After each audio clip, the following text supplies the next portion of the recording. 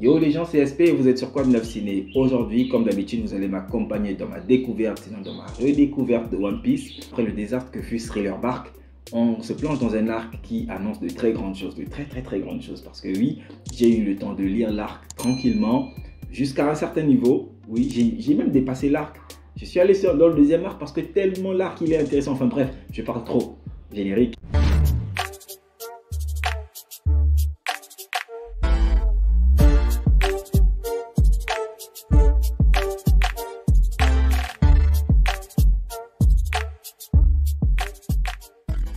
Aujourd'hui, on s'attaque à l'arc Sabaody, arc qui vient tout de suite après celui de Thriller Bark.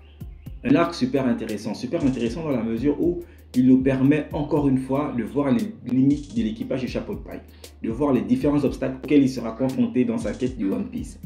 Alors l'arc Sabaody, de quoi ça parle? L'arc Sabaody Bark est la 19e histoire du manga et de l'anime, mais aussi le premier arc de la saga Guerre au Sommet.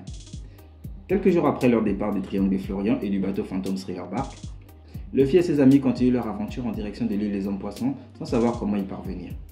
Heureusement, en chemin, ils rencontrent Camille, une sirène, et Octo qu'on avait déjà vu pendant l'arc Arlong Park. Ces derniers leur expliquent qu'un revêtement spécial pour le bateau est nécessaire pour leur voyage. Ils guident donc l'équipage du Chapeau de Paille vers l'archipel Sabaody pour que les pirates rencontrent un artisan naval. Sur l'archipel se trouvent également des pirates de renom appelés Supernova. Ils sont comme l'équipage du Chapeau de Paille en quête du Nouveau Monde. En cherchant un artisan, Luffy fait la rencontre de Silver Riley, jadis le second de Gold D. Roger. Mais la pagaille qu'il provoque lors d'une vente des esclaves provoque l'arrivée sur l'île de l'amiral Kizaru et du capitaine corsaire Bartholomew Kuma. Le combat tourne rapidement au désavantage des pirates présents et Kuma, grâce au pouvoir de son feu du démon, sépare et envoie chaque membre de l'équipage dans un coin reculé du monde. Comme vous l'avez constaté dans le petit résumé que j'ai rapidement piqué sur internet, oui, il faut le lire parce que j'ai la flemme de tout écrire. Il y a tellement de choses à écrire en ce moment que je ne peux pas tout faire. Donc un arc vraiment intéressant parce que déjà, il nous présente que Luffy n'est pas le seul à rechercher le One Piece. Ils sont comme ça en tout 11. On va dire 11. Oui, on va dire 11. On va dire 11 parce qu'on les appelle les 11 supernovas. Ce sont les personnes dont la prime dépasse 100 000 berries. Oui, 100 000 berries, c'est quand même beaucoup d'argent. Même si je ne sais pas combien ça fait en francs CFA. Mais je pense que ça fait beaucoup. Et dans les supernovas, il y a donc Luffy et Zoro et 9 autres personnes qui sont Napon, Jewelry, Basil Hawkins, Scratchman Apu, je sais pas comment ça se prononce ce nom, Scratchman Apu, je crois que c'est ça. Eustace Kid que j'aime bien, le mec, il a déjà une tronche qui fait peur. En vrai, il a une tronche qui fait peur. Et puis, je pense qu'il a un pouvoir de magnétisme, un peu comme Magneto. Enfin, voilà, il a le pouvoir de Magneto, il peut attirer à lui tout ce qui est métallique, je crois. Sauf si maintenant, il y a autre chose. X-Drake, dit le papillon rouge, dans le moine fou, rouge, qu'on appelle le rouge, c'est un drôle de nom. Killer, le massacreur. Et enfin, mon préféré parmi les 9 supernovas qui nous ont été présentés sur l'île, Trafalgar Law. Oui, lui, je l'adore. J'aime bien son style, j'aime bien, on va dire quoi, son style vestimentaire. Voilà. Lui, quand je le regarde, on dirait pas trop un personnage de One Piece. En vrai, Trafalgar, il ressemble pas à un personnage de One Piece. La vérité. Je sais pas comment Oda l'a fait, mais je trouve qu'il ressemble pas à un personnage de One Piece. Et puis son pouvoir, il est étrange. Il crée une sorte de chambre, en tout cas un espace, dans lequel il peut découper ce qu'il veut. Si c'est un être humain, il découpe, mais la personne reste en vie. Je pense que Oda prendra son temps pour nous l'expliquer, mais en vrai, c'est super bien fait. En vrai, j'aime bien comment c'est fait.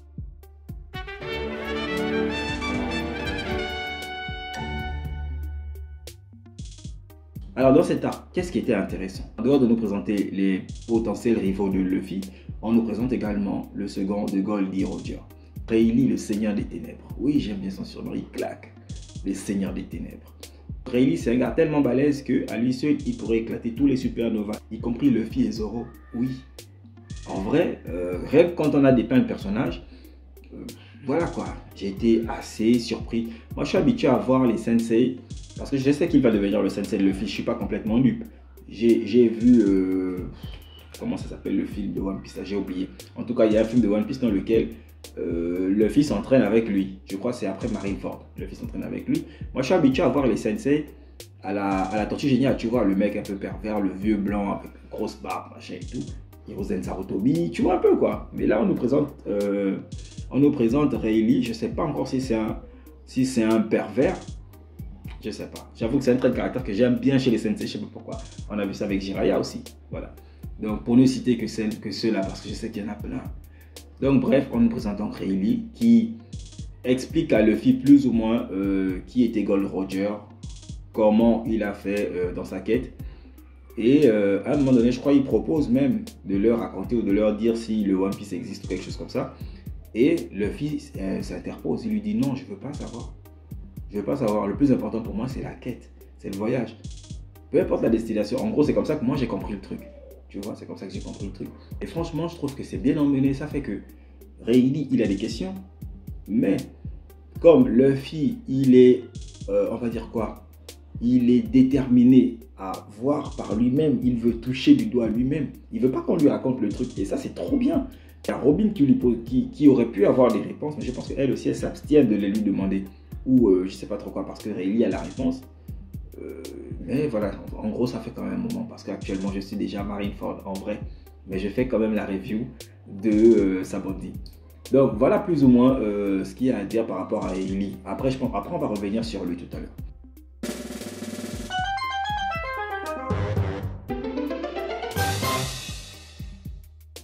Les dragons célestes. Alors, qui sont les dragons célestes? C'est un groupe d'individus qui sont les descendants des créateurs, sinon des fondateurs du système mondial actuel dans One Piece. Ce groupe d'individus est dit intouchable. Intouchable dans la mesure où ils ont le droit de faire ce qu'ils veulent, d'agir comme bon leur semble sans pour autant que ce soit sanctionné par la loi. Et comme si ça ne suffisait pas, quand ils commettent des méfaits, quand ils commettent leurs actes vraiment nuls, parce que oui, j'ai dit ça nul, si jamais on tente de les en empêcher, il y a un amiral qui intervient, voire les trois, voilà, qui intervient pour nous botter les fesses. On a vu ça dans l'arc Sabaody, c'est là donc qu'on nous présente les dragons célestes. Ils ne respirent pas le même air que nous, ils sont dans une bulle là et tout, d'accord? Et moi je déteste ce genre de personnes que j'appelle les têtes couronnées, d'accord? Qui n'ont rien fait dans la vie, qui ne savent pas comment on transpire pour gagner un bout de pain, mais qui se basent sur ce que leurs ancêtres ont eu, l'argent de leurs ancêtres, ainsi de suite, ainsi de suite. Parce que dans notre monde actuel, il y en a. Et je pense que Oda nous enseigne ça comme ça aussi. D'accord? Ils sont intouchables, ils sont dits intouchables. Mais Luffy commet un acte, d'accord? Un acte tellement bien, un acte qui montre que le mec, il a une paire de boules, mais comme ça, d'accord? Balèze comme ça, il a collé un pain dans le visage d'un dragon céleste. Et ça, franchement, c'est trop bien. Je pense que beaucoup de personnes comme moi, en regardant cette partie, ont applaudi. Il y en a qui ont éclaté de rire, il y en a qui ont pleuré. Vraiment, c'était tellement bien parce que le dragon céleste, il foutait le bordel. Parce que sur Sabaody, ils sont trois. Je crois qu'il n'y en avait que trois. En tout cas, on nous a montré que trois. Et les trois, vraiment, c'est des merdeux. Ils traitent les êtres humains comme du n'importe quoi. Ils traitent les hommes poissons comme du n'importe quoi. En gros, tout le monde est inférieur. En fait, tout le monde est inférieur à eux. Tout le monde est inférieur à eux. Et moi, ça a tout de suite fait tilt dans ma tête. J'ai fait le parallèle avec une certaine époque. D'accord, je ne vais pas en parler ici. J'ai fait le parallèle avec une certaine époque. Et je me suis dit, oui, ce serait bien que les personnes s'insurgent comme ça contre ce genre de personnes-là, contre ce genre de monstres qui veulent à chaque fois opprimer les autres, dévaloriser la valeur des gens. Et puis voilà quoi. Et même encore de nos jours, il y a des gens comme ça. Et on devrait tous leur mettre nos poings dans le visage. Et Luffy nous montre que ouais, c'est possible. On n'a peur de rien. Il n'y a pas quelqu'un qui a le droit d'opprimer les autres. On n'a pas le droit de priver les autres de leur liberté. Et dans One Piece, c'est super bien emmené. Je pense que depuis le début, depuis le tout premier chapitre, depuis le tout premier arc, Oda s'évertue à nous montrer ça, comme ça. Et franchement, la démonstration dans cet arc-là, pendant la vente aux enchères, en vrai, j'ai trop kiffé. Chapeau, chapeau à l'artiste. Je valide totalement cet arc-là. Dans la mesure où Luffy, il prône la liberté. Et c'est ça pour lui être le roi des pirates. Le roi des pirates, c'est l'homme le plus libre. Voilà. L'homme le plus libre, mais qui n'opprime pas les autres, qui ne met pas des restrictions dans la liberté des autres. Il est libre de faire ce qu'il veut, d'aller où il veut. Personne ne doit le retenir, personne ne doit restreindre sa liberté et lui ne doit pas restreindre la liberté des autres. En gros, c'est comme ça que je comprends. Dis-moi toi en commentaire ce que tu as pensé de ce coup de poing-là que Luffy a collé dans la tranche du dragon céleste. Dis-moi toi parce que moi j'ai kiffé. Moi je dis déjà j'ai kiffé, non mais vraiment j'ai kiffé le truc à fond. D'accord? Ok, on passe tout de suite et on tombe tout de suite sur le combat de la marine face au Supernova. Les dragons célestes ont été frappés. Et comme je disais tantôt, c'est interdit de frapper les dragons célestes sous peine d'être attaqués, voire emprisonnés. D'accord? Et là, la marine arrive. On a donc un super trio qui nous font de très belles choses. On a donc Eustace Kid, Trafalgar Law et Luffy qui s'unissent pour affronter la marine. Chacun d'eux profite donc à démontrer ses petits pouvoirs, machin et tout. Non, mais c'est trop bien, c'est très bien fait, c'est très beau. Mais à un moment donné, ça devient chaud. Ça devient chaud, pourquoi? Parce que il y a des bêtes qui apparaissent. Je dis les bêtes. D'abord, on a eu Bartholomew Kuma qu'on avait déjà vu sur Thriller Bark qui arrive. Il y a également, j'ai oublié comment il s'appelle lui, un mec avec la hache. Dis-moi, donne-moi son nom en commentaire, j'ai complètement oublié son nom. Et on a enfin le must du must, l'amiral Kizaru qui arrive. Mais le mec, c'est le plus grand fantard qui m'a été donné de voir. Le mec, limite, c'est un Gabonais, voire un Congolais. Il arrive en costard jaune, paire de lunettes. Je crois qu'il arrive même, il est sur une bulle, sur un canon, je sais pas trop quoi, sur un boulet de canon. Trop balèze, mes chapeaux. J'ai vu le mec, j'ai dit oui. Et j'ai applaudi. J'ai applaudi. Tellement c'est bien fait. Non, cet arc en vrai, 10 sur 10. Cet arc, c'est 10 sur 10. Je pense même que la série d'arcs qui forment la guerre au sommet, c'est vraiment des trucs trop bien faits. Je ne sais pas comment Oda s'est assis pour gérer ça, mais c'est trop bien fait. Donc on a l'amiral Kizaru qui arrive avec son fruit luminescent. Le gars est super rapide. Est-ce que ça me donne une idée? Ça me donne envie de faire un petit top des mecs les plus rapides, genre Minato, Kizaru, Flash, tu vois un peu. En tout cas, dis-moi en commentaire si ça t'intéresse, je ferai une vidéo aussi pour ça. Donc oui, il y a Kizaru qui arrive, trop balèze, il casse la gueule au Supernova parce qu'il affronte, je crois qu'il en affronte 3 ou 4, je sais pas trop. Pendant ce temps, il y a Luffy qui affronte Bartholomew Kuma avec son équipe. Et on apprend justement que Bartholomew Kuma, en vrai, il appartient à un groupe ou sinon il a des clones. Voilà, il a des clones qui forment Pacifista. Ce sont des robots de la marine. Donc les robots mais trop balèzes parce que chacun d'eux s'occupe d'un supernova. Il y en a qui affrontent l'équipage de Kid. Il y en a qui affrontent l'équipage de Trafalgar. Si je ne me trompe pas, il faut que je revoie. Il y en a également qui affrontent l'équipage du chapeau de paille. Et donc là, ils réussissent à se friter. Et au bout d'un moment, l'amiral Kizaru qui arrive, on a Bartholomew Kuma, parce que le vrai, à un moment donné, ils affrontaient, celui qu'ils affrontaient au départ, parce qu'on l'apprend, c'était un robot. Et il y a également le mec avec la hache. Je n'ai pas réussi à capter son nom, le mec avec la hache, parce que lui, il utilise un drôle de pouvoir, je ne sais pas trop, il est quand même balèze. Donc, voilà le dénouement final, la partie qui m'a le plus intrigué dans les combats en fait, parce que ça c'est une leçon.